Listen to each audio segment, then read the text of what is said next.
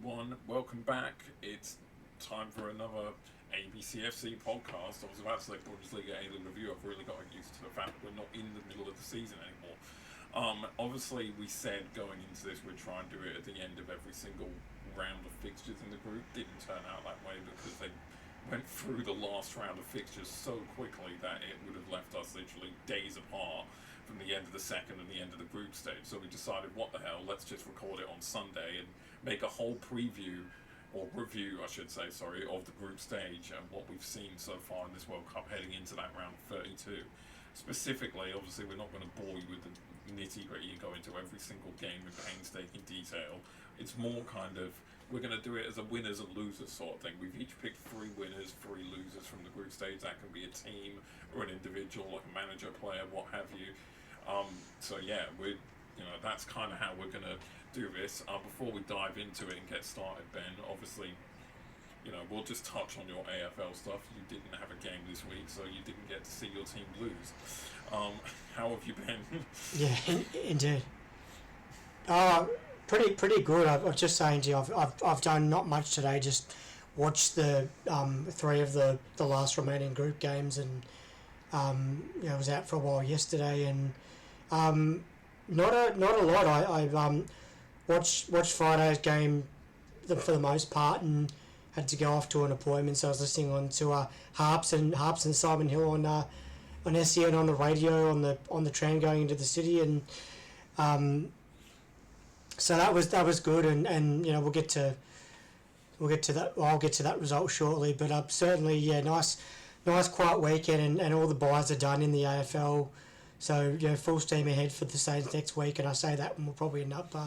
We've got Essendon, so it's a banana skin game. It could be a really good win, and they haven't won in a little while. For one win in over a year, I think it is now. So, I'll cross that bridge when I get to it next Sunday in the glorious 3:15 time slot, of course, as well.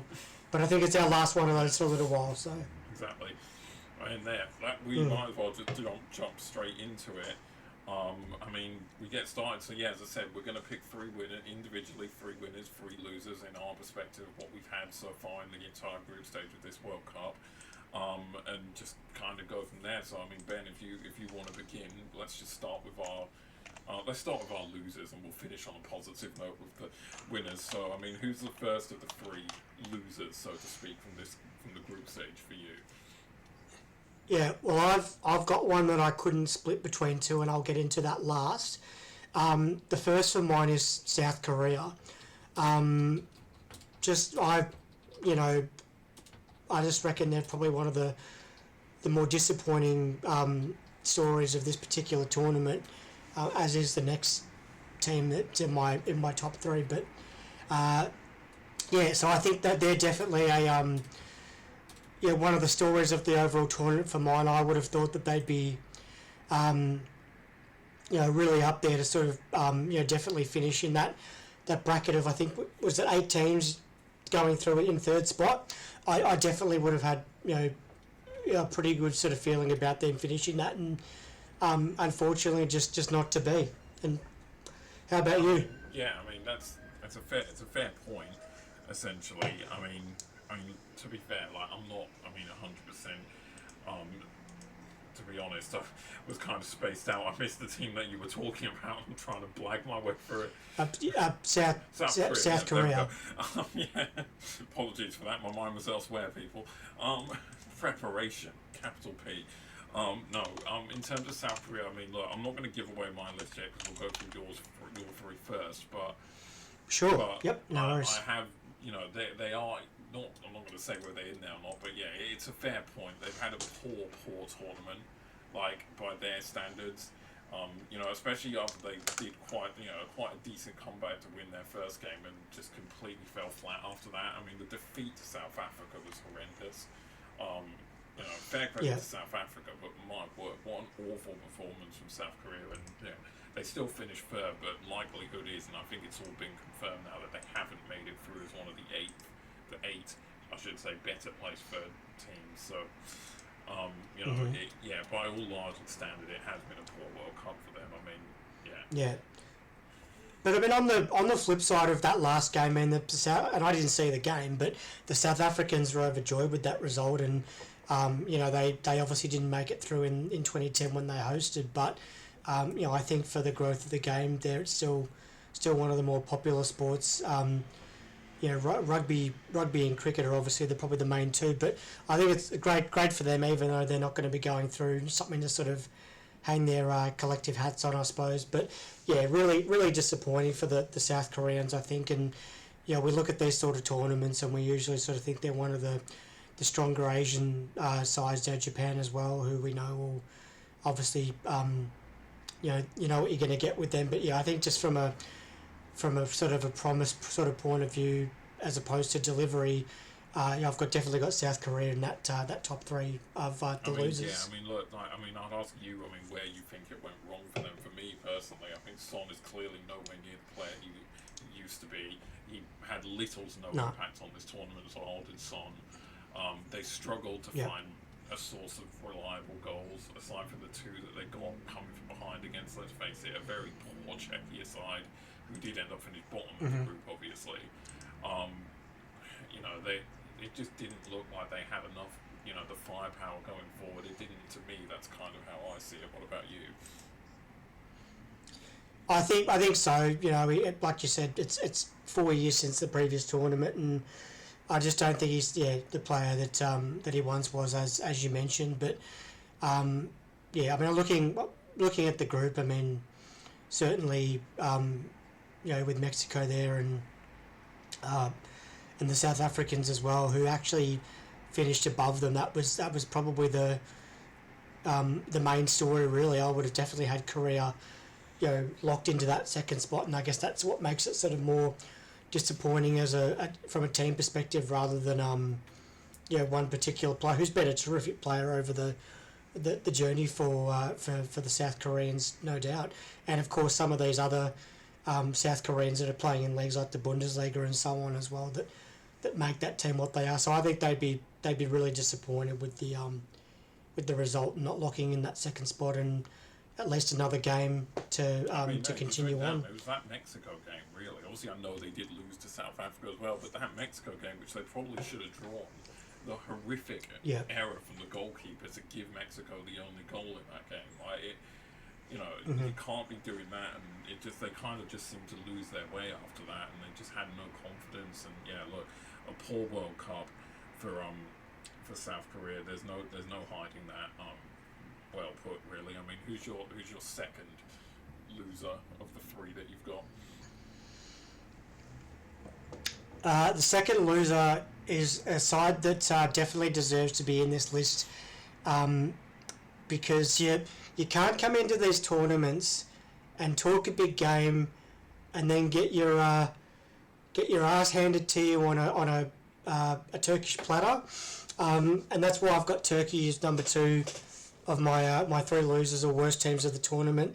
The moment I saw whatever the guy's name was on being interviewed and basically saying they were going to roll us and this and that, that was like a red rag to a bull for mine. You just don't do that to Australians, and we all know what the end result of all that talk and bravado was, don't we? So even though, like I said, I was watching the first half of that game in one of the function rooms at Marvel with the guy with the guitar and whatnot playing Mr. Brightside or whatever it was, while we're trying to watch a cutthroat game of World Cup football. But no, I think for them they got what they deserve, really. You can't be running your mouth like that in the biggest tournament in football and not expect to sort of deal with the consequences of that. And credit to us, obviously, but that's pretty much the only reason why I've got them in, is just you can't run your mouth and not expect to be, when you get turned over, to sort of it's taken out of context, blah blah blah. Pretty straightforward, really. Yeah, I mean, you hit the nail on the head, and I know I said I wasn't going to give away too much of my list. I'll give this one away because it's a no-brainer. They were awful. They had an absolutely rotten World Cup, save from the fact that they won against the US in a meaningless game, and their fans will probably be watching that performance going, well, hang on, how couldn't they have played like that in the previous two games? why are we all of a sudden now taking our chances and working our way into the box and creating better opportunities at goal rather than taking pot shots from 30, 25 to 30 yards half the time in the game? Because that's what most of the story of their World Cup was. It was like they were dominant in both those games. Like, we're not going to count the US game, meaningless game. Somehow they won it. I'll never know how. The two important games, the defeat to Australia and the defeat against the 10-man Paraguay as well.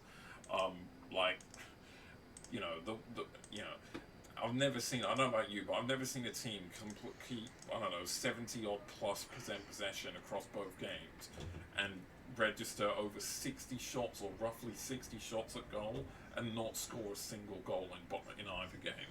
Like, the complete wastefulness goes to another level of how bad they were in front of goal in this tournament, and the way the manager, like the Australia game, we take into consideration, take into account, so right here. Tactically, Montella, awful.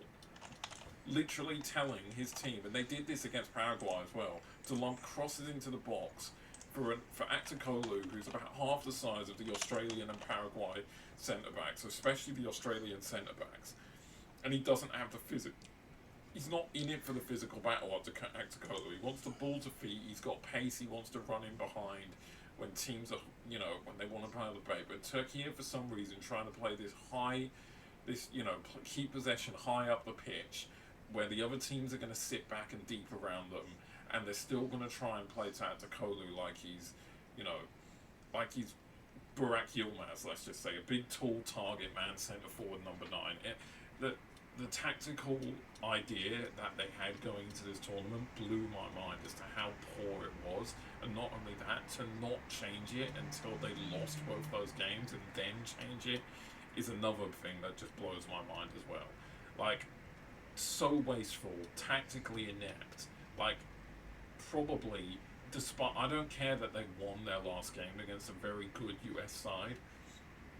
They were one of the worst teams in this World Cup just because of the two important games and how badly they fucked it up in trying to get results out of both of them.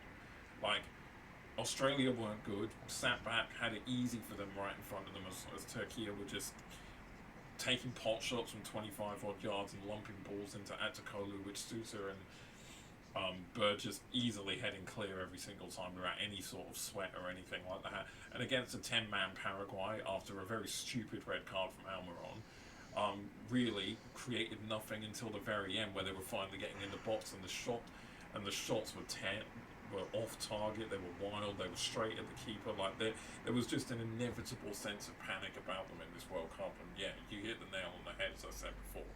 One of the worst performing teams in this World Cup, bar none, Turkey. So, not giving it away, as I said, but this one I am.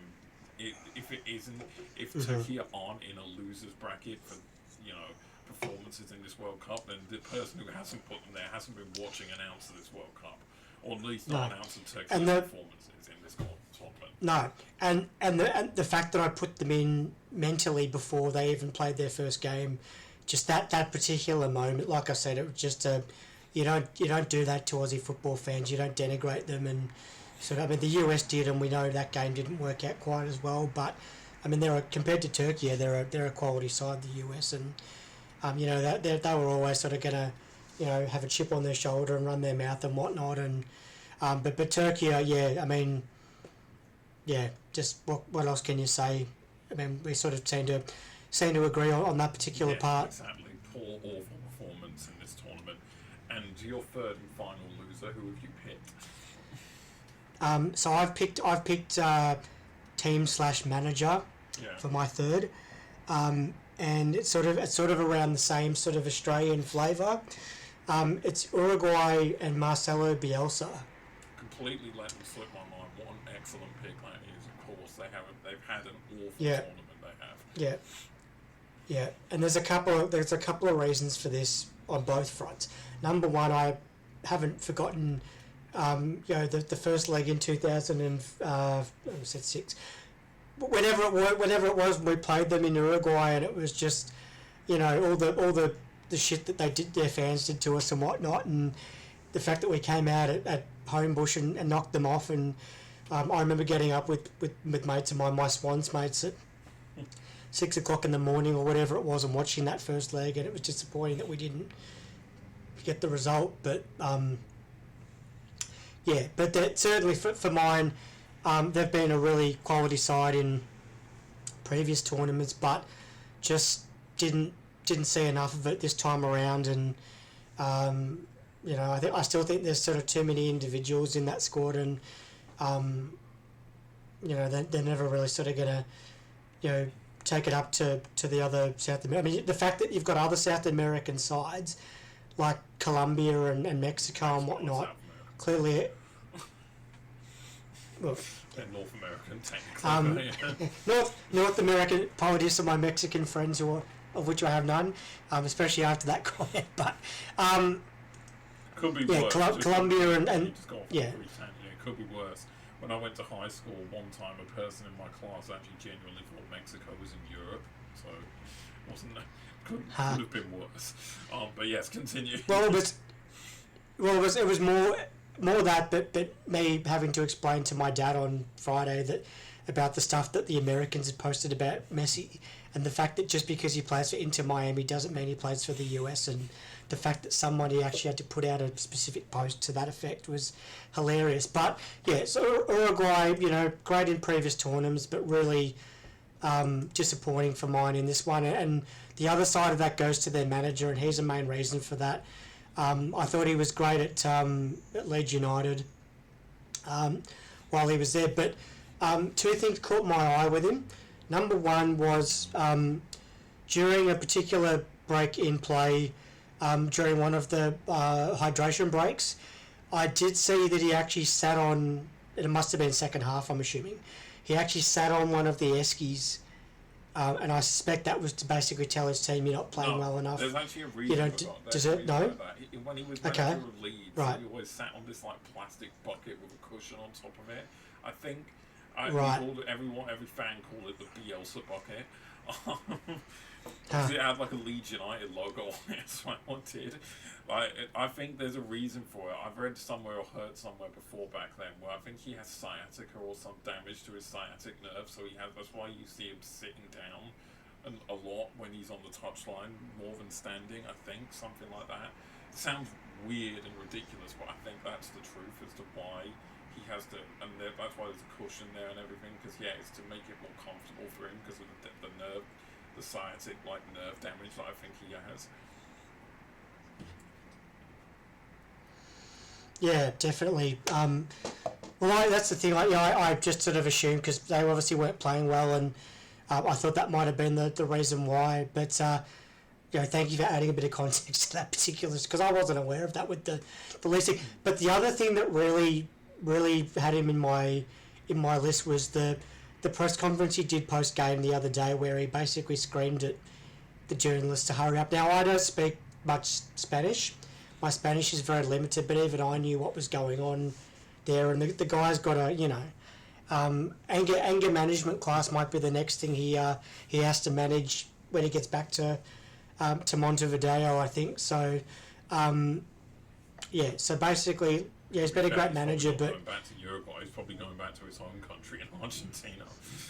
Yeah, well, you heard that the Uruguayan Football Association cancelled the fancy flights and charter flights and whatnot, so they've all got to fly back commercially now. So I hope they're not flying Rex or Jetstar. That's all I can say. Whatever the Uruguay version of that is. I mean, look, good spot with Uruguay. I completely forgot about them. What an awful tournament. They had 2 points from their group games. They didn't win a game. Yeah. Obviously in the group. I mean, drawing to Cape. I mean, drawing to a certain team we'll get onto later in this video, as I'm sure we've both got them in the other list of ours. But they've just had even the last game against Spain, the defeat, the manner in which the goal was conceded. Muslera had a shocker in a couple of games, especially that one. I don't know if you've seen it. Baena's goal for Spain hits it across the ground straight at Muslera's diving down, and somehow he manages to palm the ball over him and into the bottom corner somehow. Awful goalkeeping. And it just wasn't a good World Cup. You look at their team, they've got Darwin Núñez is awful these days, nothing up front really. You think back to the days when they had the likes of Cavani and Suarez up front for them, right? Compared to where they're at now. As a United fan, I'm not surprised they've struggled to they haven't won a game in this tournament when Ugate's been starting all their games in midfield. So, I mean, look, the one bright spark from their team, Maxi Araujo, I thought had a very good tournament, easily their best player. Again, on the United front, I'm hoping we can sign him. And, you know, it summed it up in that last game. The red card from Canobio, I mean, what an awful challenge. What an absolute brainless tackle. Like, at the stage of the game, knowing they're going out, just almost just pure frustration. It felt like just sliding in, studs raised, like it's not. Yeah, I'm kind of lost for words with it, but you really did hit the nail on the head when it came to Uruguay in this tournament. Like, a shocking tournament for a team that's usually easily good for at the very least, at the very maybe round of 16, but I mean of recent times quarterfinals at least. You know, even 2010 when they finished fourth, like just a complete drop off, and you know they've got a lot of work to kind of try and figure out how to fix this mess. Bielsa just doesn't look the manager he used to be anymore. Obviously, he's just fallen so far in terms of his stocks. Yeah. Speaking of that, the one thing I was just going to say to wrap up on Uruguay was I don't think Suarez is the player that he used to be either, and certainly I think that took a pretty large bite out of the overall squad in terms of making that knockout stage. So I mean, Suarez didn't even play. He wasn't selected. That's what I'm saying. I couldn't resist a bit of a jab at, you know, Suarez fans. If you disagree with me, you know, like you couldn't resist pointing back at him. Correct. It is good to see that Uruguay made it through a World Cup tournament without any infringements on people's body parts with their teeth. I mean, it's been a long time since that's coming. Last time Italy were in the World Cup, in fact. That's how long it's been. But yeah, I mean, look, you hit the nail on the head with that. And I guess it's time to go into my three losers of this tournament. And I mean, we touched on one of them. I'll start with them. Turkey.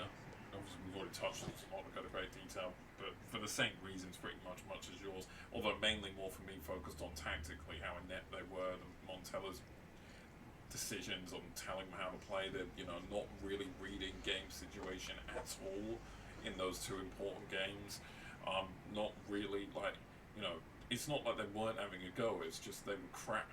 Like, they were utterly and generally crap. I mean, we've already been over it before, so I'm just going to move on to the other two of mine. But yeah, awful World Cup from Turkey. In regards to the next one on my list, it's another country taking part in the tournament beginning with T. It's not Turkey, it's Tunisia. Purely based on the fact that they just weren't defending. It almost feels like in this tournament, was it 5 against Sweden? Like, that one for me is one of the reasons they're straight in this list of mine. 5 goals conceded against a team managed by Graham fucking Potter. What the what? Harry Potter would have been a better option, which, you know. For all intents and purposes, shouldn't have even been at the damn tournament. If qualification in Europe was a little fairer. 4 against that's Japan, what happens when you. Obviously 3 against a slightly rotated Netherlands side, like 5-4-3. Maybe if they continued in this tournament, they might have kept a clean sheet eventually. But conceding 12 goals not 12, 11 goals in 11 goals in 3 games is shocking, and they just look so off it from the get-go. Like, they're defensively all over the place. Just felt that there's no cohesion there.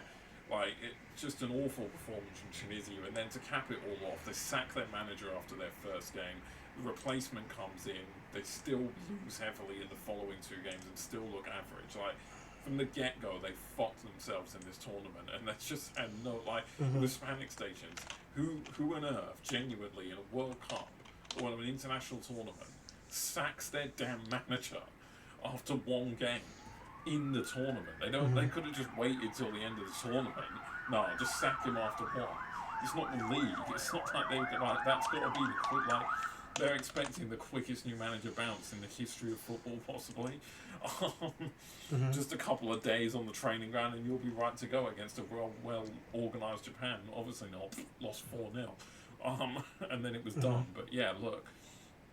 for other reasons, we've had other teams in, and stuff, and players, managers in his losing it. For me, for Tunisia, it was purely off the fact that they were probably the worst team in the tournament. Just off the fact that they could not keep a clean sheet, let alone even concede one or two. They were so easy to score against. They conceded 5 against Graham Potter, and for their own merit, fine, they put the ball in the back of the net twice, but I mean, aside from that, what else did they offer to this tournament? Not an awful lot. So yeah, Tunisia firmly in my losers list in the second one of that. They're not in any order. And looking at the time of that, I think in World Cup spirit, as we planned this, for all of you who've made it this far, we'll be back in a minute because we're just going to have a quick drinks break. All right, see ya. We'll keep the cameras rolling, people, but we're back in like 30 seconds or a minute, just because, just like the World Cup, we've got to have a drinks break after 25 minutes. Yep. Yeah. It's the no sponsor hydration exactly right. break, So yeah. I'm just going to get a drink, Ben. We'll keep the camera rolling and it all recorded. We'll be back soon, people. Mm-hmm.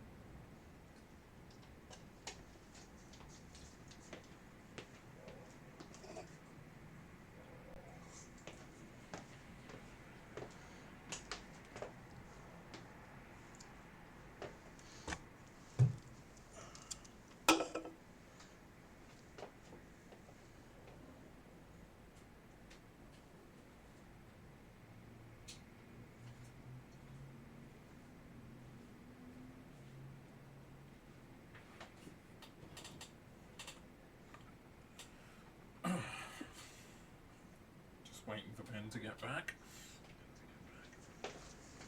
after the no sponsor hydration break in the ABC FC podcast. Oh, you're back. Yeah, We're back.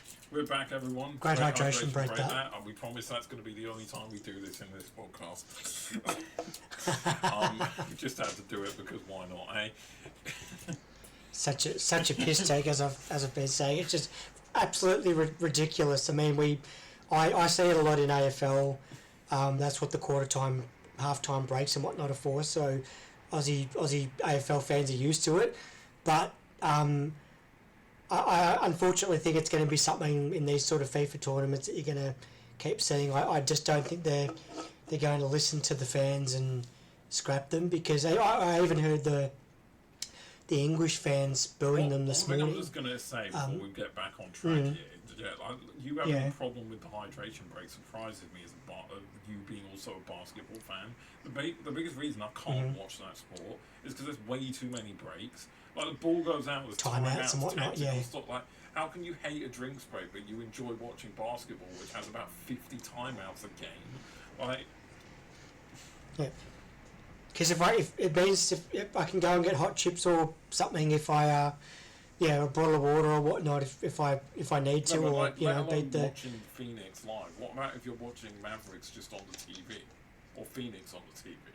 Like, how can you enjoy? Like, you're saying you're complaining about drinks breaks, but you enjoy watching basketball. That's where it confuses me. No, I'm just to clarify, I'm complaining about FIFA orchestrated drinks breaks, not NBA or I was going to say A-League for a second there. They have them though, don't they?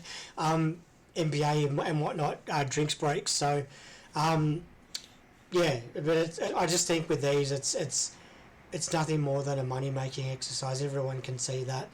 How thirsty do you have to be in a climate where it's not hot? I don't know my North American meteorology, but surely not all those stadiums. Yes, it's summer, but not all those stadiums are going to be like blazing hot.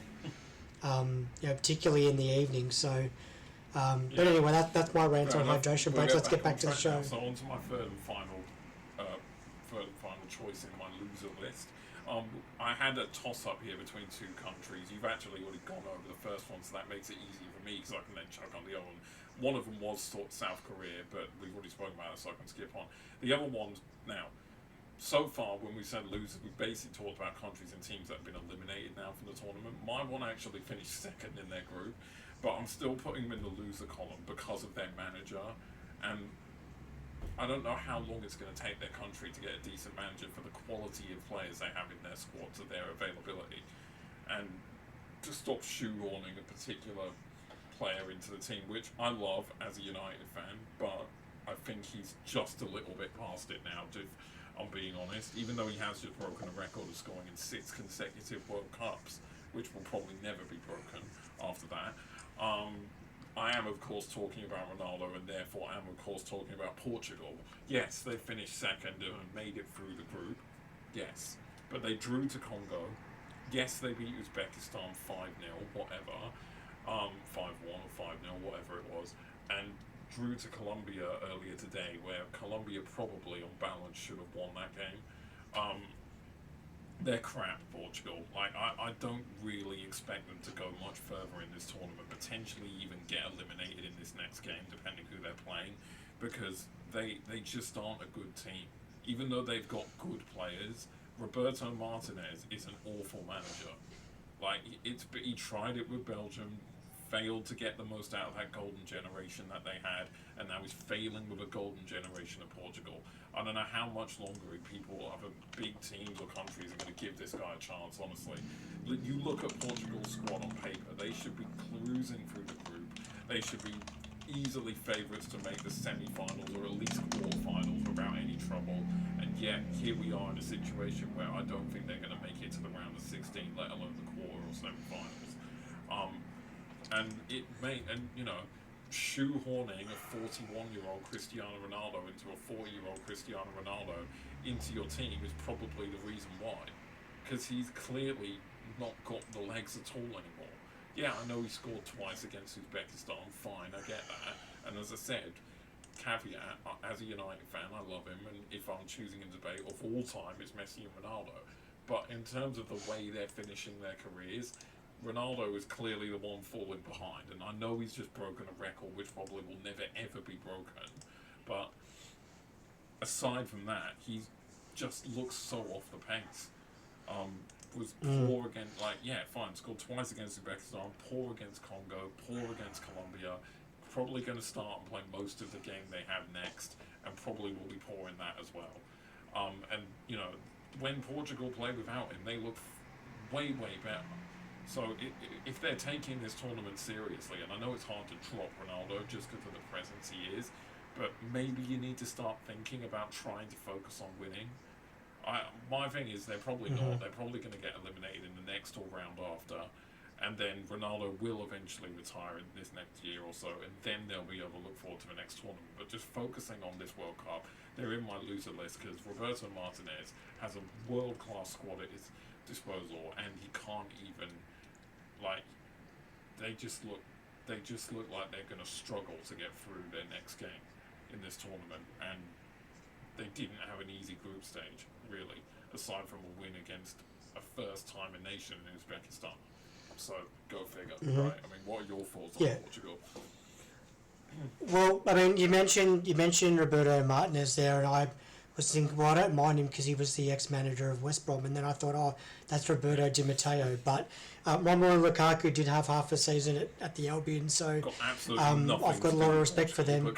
Yeah, no, I know. But what I was saying about Cristiano Ronaldo, I was going to say about, you said he hasn't got the legs anymore. I said, so stupid Sue celebrations. I mean, can someone in the comments tell me what a Sue is?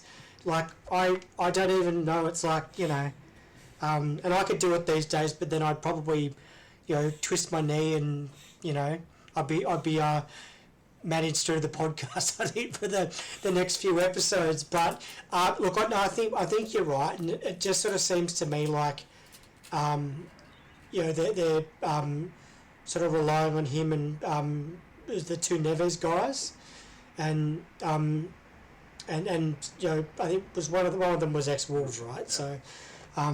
Yeah, and they got relegated, so that's all you need to really sort of know about that. But yeah, no, aging squad, I think, and just it's not an aging squad apart from Ronaldo. It's just Roberto Martinez cannot get the best out of these world-class players. It's as simple as that. But yeah, look, Portugal are on my list just because of that. Now we'll move on to the winners. I'll start this, and then Ben, you can finish off. So I'll go straight into my first winner. And just having spoken about Ronaldo, the first person I've gone with a person to start my winners list is the opposite. Not the opposite, but is the party to Ronaldo in the age-old debate. It is Lionel Messi, and I have to put him in my winners list because so far he has had a phenomenal tournament despite being 38 years old. I cannot deny it. He's ending his career far stronger than Ronaldo is, and you cannot deny it. You simply cannot. A phenomenal performance against Algeria in the first game with that hat-trick. He got 2 more against Austria. I'm not 100% sure what their result was against Jordan, but I mean, I wouldn't be surprised if he got another goal or 2 in that one. And still maybe Argentina's only goal scorer in this World Cup. He is, I mean, look, we've said, the world over has said enough that they have to say about Lionel Messi across the glittering career that he's had as a footballer. But and over the last couple of years, I've not been the one to be like, oh, Messi's amazing. He's like, because he was. But look, I'll put my hands up here and say I will give him his credit because he has come into this World Cup at 38 years old and is looking like one of the players of the tournament so far, which is remarkable. You have to just give credit to that. He still looks as sharp as he did 5-6 years ago. Like, this will obviously be his last World Cup, you imagine, and he's looking like he's trying to do it and go out with a bang. Like, potentially defend his, World Cup title at that, right? Obvious pick for my winners list just because of how good he's been in this group stage. Messi, I mean, look, your thoughts on the tournament he's having so far? I didn't see his Galazzo, was it this morning? I haven't seen it yet, so I'll have to check that out. But apparently it was pretty good. But now he just keeps on going, doesn't he? He's one of the reasons why I know we've talked about Germany being right up there to win the whole thing. I think they're certainly one to watch because of him as well. But I think the thing that he's sort of missing, he's got his endorsements and whatnot, but he's in that god awful Smith Chips ad with David Beckham and Thierry Henry, and it's just so fucking awful. But nothing to do with his no, I know, but I'm just saying if he's got no shortage of stuff to do, when he does finally give it up. But I think on the field, like he's evergreen. He's just quality. And I'll just finish by saying I'd love to see him do a David Villa in the A-League. With City in the next few seasons, he could be 45 and still get a game with us. Still be your best player and the best player in the league, probably at 45. I mean, look, fair enough, Lionel Messi. I'll give you credit where credit's due. For my second pick on my winners list, as I just consulted my list, as I've forgotten it. Oh yeah, of course. It's an odd one, probably one you wouldn't have seen coming because they didn't win all 3 of their games. They lost relatively heavily to France in their last games, in fact. So those of you who are watching this file know what I'm about to say. But look, this is their first World Cup in quite a long time, probably since the turn of the 21st century, if I'm not mistaken, at least. And we all knew coming into it, there was a lot of talk over could they acclimatise, despite the fact that we know they have a good team. And look, yes, they lost to France, but they did heavily rotate their side. I question why, but they did it anyway. But aside from that, they've acclimatised and looked brilliant in doing so, and that is Norway. They've had a phenomenal start to their, return to the world stage, where there's a lot, you've seen it before where teams might come into a tournament with a lot of expectation riding on them, and they fail to deliver. Norway have just brushed all that aside.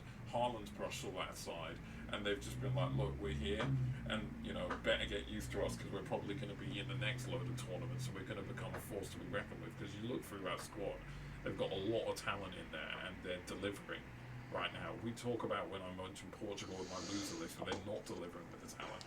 Norway are the complete opposite. They got the talent, and they are delivering right now in this tournament. I'm not counting the France result. They rotated their side. No. I'm not really going to put too much on that. If we're talking about the first 2 games and how I see them going, I think they definitely could at least make the quarterfinals. And Norway, in fairness, I agree. Quarterfinal in a tournament which people were questioning whether they could acclimatise to, could be seen as quite an impressive tournament. In all fairness, so yeah, they're definitely in my winners list.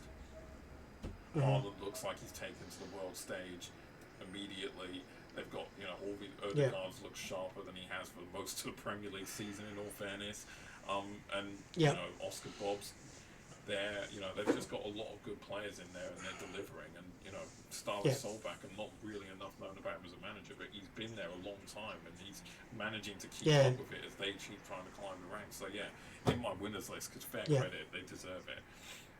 So Oh yeah, yeah, and so, I was just going to say absolutely credit to them, and the fact that they've expanded the number of countries this time around has probably helped them as they well. were getting in regardless. You know, They finished top of their qualifying group. Okay. Oh, fair enough, yeah, because I know they've sort of struggled to make it previously, but obviously Haaland wasn't a part of that for a long time. But, one of the guys that I sort of heard about from the Norwegian team was, I think his surname is Strand Larsen. Plays at Palace. He's in, that's right, yeah, I couldn't remember which team he played for, but quality surname. That, I like my niche, Premier League and world players, so... sounds like a department store, I don't know, but no, but that quality side, and I think I mentioned to you the other day, I think Haaland is the Norwegian Nick Revolt. Shout out Nick if you're watching, mate, like and subscribe. But just a freak. I saw his sort of half volley goal at work the other day, and just he knew where it was going before he even hit it. So doesn't need really any time on the ball, and he's just so strong. Upper body just really can't be stopped. And I agree. I'd be very surprised if they don't make the quarters, and then if they can get. Oh no, wrong country. Sorry, I almost said if they can get Peter Schmeichel in goal, and then I realised he's Danish, not Norwegian. So I'm having that hydration break really screwed me, I think. So overhydrated. But yeah, look, I think who have they got in their knockout game? I'm just having a look.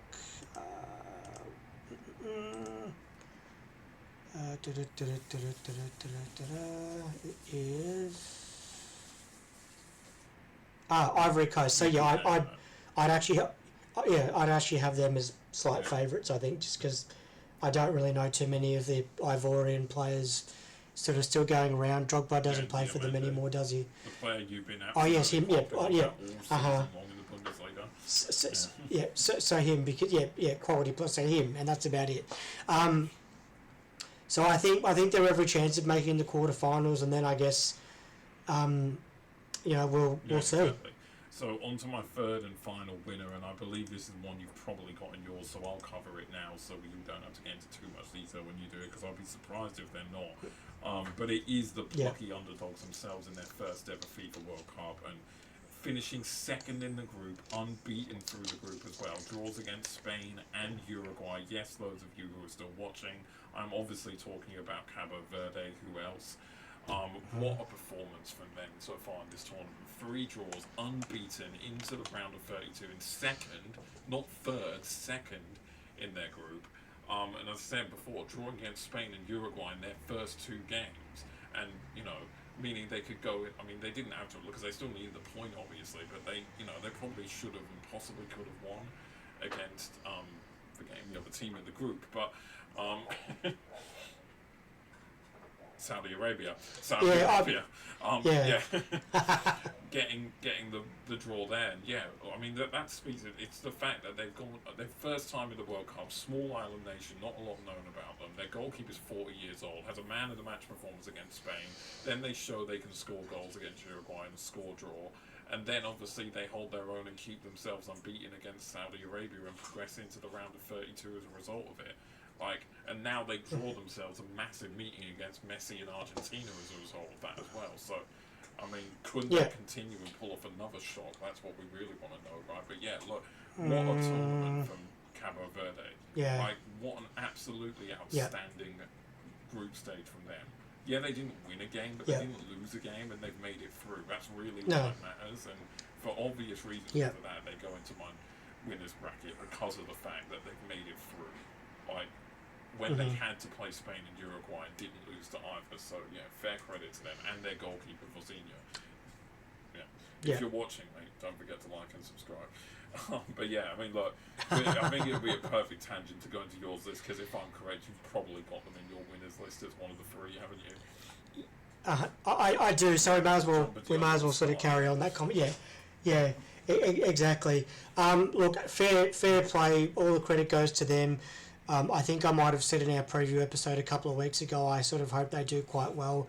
I might have even had them as one of my smokies to win the whole thing, which, in terms of the moral victory, the moral World Cup, absolutely. But look, what a tournament so far from them, and their 40-year-old goalkeeper. If I still had the energy to run around at indoor soccer on a Wednesday night with my gloves on and whatnot, I still would, and just gives hope to us 40-year-old plus guys everywhere who still think we're professional athletes, even though we're not. But what can you say that sort of hasn't already been said? I think the torch of parking the bus in World Cup tournaments and being unbeaten has been passed from the Kiwis to Cabo Verde, I think, and I mean, I'll be honest. It's time to get real. I don't see them causing Argentina too many issues. They'll need a whole fleet of buses, I think, to even get close to stopping Messi and co. But even regardless of that, look, we probably didn't see them getting out of the group 2 weeks ago. No chance. And like you said, they didn't win a game, but they didn't lose one either. But I think that draw to Spain in the opening fixture was just, that's probably one that'll go down as one of the better World Cup performances that you'll see. One of the best. Oh well, from a team, from a goalkeeper and a team. Just credit to them, and such a small island as well. So, I definitely had them in my three winners. So who are your other two? I've gone same with Bielsa Uruguay. I've gone a couple for I couldn't split these two, and I'm going to save the best till last, but. It's Bosnia / DR Congo. Well done, Bosnia, for getting through. Nikola Vasil. That's why you well done. No, Eden Dzeko. I almost said Eden Hazard for a second there.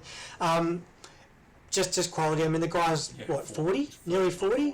and he's going to be playing Bundesliga football with Schalke next season. So, just absolute quality, and I thought they might do pretty well. I mean, they weren't sort of setting the world on fire in that opening game against Canada, really, but and I mean the Canadians did pretty well themselves to get out of the group as well. That's and it looked like they were going out, and then out of nowhere they pulled off a really good, solid win against Qatar, and now they're in.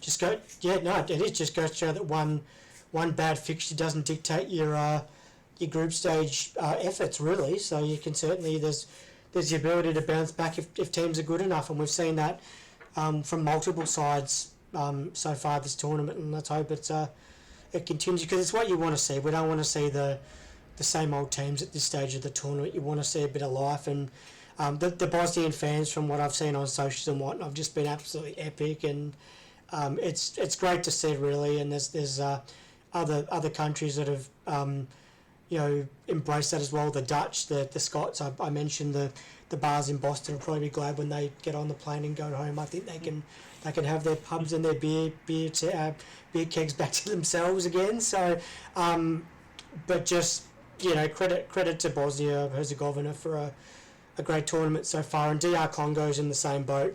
Definitely wouldn't have had them to get through, but they did. Dr.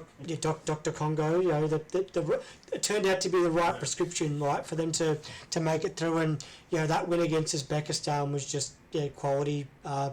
Watching this morning, some really quality finishes, and I do like their jersey as well, the red and the yellow. Just the away kit, brilliant. So, credit to them. So that they're my second, and who was your third?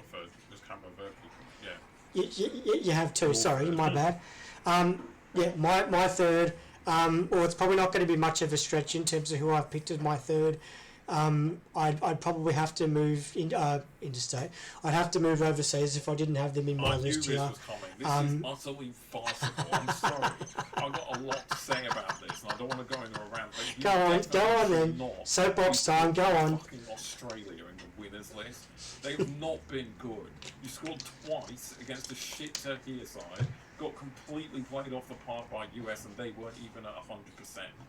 And then you scraped a goalless draw against Paraguay, and you can't score.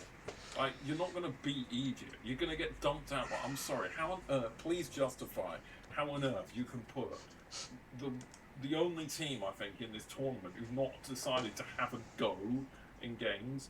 The 2 goals that you scored against Turkey were on the break, not with any defenders really in front of you. Yeah, it was a great finish from both of them, but like, you haven't really created anything of note against any semblance of defence being in front of you. Yet the wastefulness is ridiculous. The chance that when Iran Kunda was it against Paraguay, the back end of the game, when Iran Kunda got sent through wide, completely free on the wing, came inside, and then just drags this shot miles wide, almost for a throw-in. Like I'm sorry, how on earth can you put Australia in the winners list? Please explain, Ben.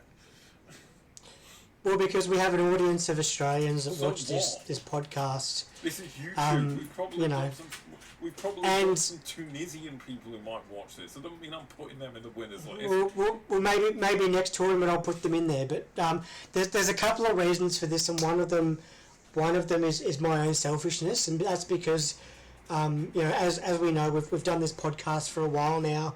And my beloved St. Pauli got relegated from the Bundesliga. So the only thing I had to cling on by association to was the 2 Aussie guys, Connor Metcalf and Jackson Irvine. Metcalf's Irvine has not been particularly great though. No, but he'll come good. So, so I had to put them in there by association. Same with Bosnia. It makes me forget about what a terrible season we had at league level, but that's not the point. It's brought the country together, except for my rantings on Fed Square and the people, that mostly teenagers you see on the news and whatnot, carrying on with the flares and so forth. And I'm not sure, Chester, if you've been to Fed Square when it's been busy, but there's no way in hell you can fit 12,000 people into that joint safely, and then whinge when you've got fencing and barriers like it's a rock concert and wonder why. That's the whole point of that, and you still got these buffoons that are, and kids, if you don't know what buffoon means, look it up in the dictionary. But other than that, it brought a country together. I did get up for the USA game and promptly fell back asleep, but we lost that anyway, so I'd like to think that's probably why it wasn't that exciting to watch. But Friday was terrific. I know a lot of the pubs and bars and whatnot were watching it, so the only other team I probably could have picked for that spot would be Canada. I'm sorry, I could think of about 10 to 15 that could go in there ahead of Australia, but yeah, continue. Yeah, okay. Japan, stop rattling them Curacao, off. Spain, France, Japan. Curacao. I wouldn't even put England in there, to be fair. No. Ghana. New Zealand. Not New Zealand. Ghana, to be fair, like 73rd ranked in the world and made it through the group. Like, fair play to them. But yeah, anyway, continue. Yeah. And the other reason why I picked them is that the mighty Patrick Beach of the glorious Melbourne City Football Club. You've earned your stripes, buddy, because you've. Well, I've got general admission membership next season, so hopefully the year after that, then you can go to Europe. But what I was going to say was, you've done the hard yards, buddy. You've toiled through all those compacted fixtures that we talked about on the regular podcast, all those midweek Tuesday night games in front of hardly fucking anybody. I was in that crowd though. The Seagulls have been really rapt with your performances as well. But it's a credit to him, and I remember when he first came in for City. Because Seagulls like hanging around at the beach. Very, very good. I like that. That's good from you. But they've also, as you may have seen, I think I showed you, they've renamed St Kilda Beach Patrick Beach for the rest of the Australian run of the tournament, and I'm a bit conflicted by that. It's got some really nice spots, but it's not that glamorous. Saints fan is like a Carlton fan or something. I don't know, but it's great from the council to do, but I think credit to him, and he's probably one of the reasons why they made if not the reason why they made the group stage, out of the group stage. I certainly would have thought Matt Ryan would have been picked over him, but he set himself apart in that Turkey game, and the rest is history. I actually did. I mentioned I bought a City shirt on the weekend, and one of the ones I could have bought was the pink goalkeeper top with Beach printed on the back, but they were all sold out, and it's no wonder because of his exploits in this tournament. But just to sort of finish on that, great effort all around. Iran Kunda was good, I thought, and he's only going to get better. His star's definitely going to rise, and more the fact that we go through and Uruguay don't. So that's for 2005. Just am I still bitter despite the fact that we beat them finally? Yes. It's justification. 20 or so years on after that particular moment in football history. So I did pick Australia. I'll gladly cop the fact that sort of comes with that. Yes, there were probably other teams. Brazil, I was actually going to put in one of my worst teams, but I just don't think they had the tournament so far that they could have had. Sorry, apart from the draw against Morocco, they've been excellent in there for 2 games, but okay, yeah, fine. I don't know. I don't watch enough of it, but yeah, probably more because they're showing celebrities instead of actual football, and that's the other thing. Broadcasters, if you could show more football in between the celebrity watch during games, that'd be just epic. I mean, I'm not gonna go out and buy a David Beckham's new Ninja coffee machine just because you flash him up on the screen or whatever. We're here to watch football, not it's not celebrity spotting time. Anyway, fair enough. Before we end, I will give a quick honourable mention for 2 players in particular in this tournament so far who have failed to set the world alight, to no English fans' surprise, and have been probably some of the worst wingers I've ever seen in the World Cup. Anthony Gordon and Noni Madueke, you are shite. Especially Madueke, like one of the most shameful performances off the bench against Panama this morning. Amount of times he took the ball out of play, ran it into trouble, passed the ball straight to a Panama player. My God. How on earth both of those made the play, and how on earth Anthony Gordon got sold to Barca for 70 fucking million? I'll never know, but yeah, look, that'll wrap up our World Cup group stage preview. We're not 100% sure, I don't think, yet how we're going to go about, videos for the rest of this. It depends on how frequently they come about. But yeah, we'll work something out, and we'll upload in due course when we have a plan in mind. Like always, we're quite laid back with the planning. It's fine, no one's going to hear this. Our retention rate's shite as well, so no one's exactly watched up to 58 minutes on this, have they? But if you have, don't forget to like, subscribe, and all that good stuff. And with that, we'll leave it here, and we'll see you guys in our next video when we review the round of 32 or maybe 32 and round of 16, depending how quickly they get through them. But yeah, peace out, take care, and we'll see you guys in the next video. Bye. Take care, guys.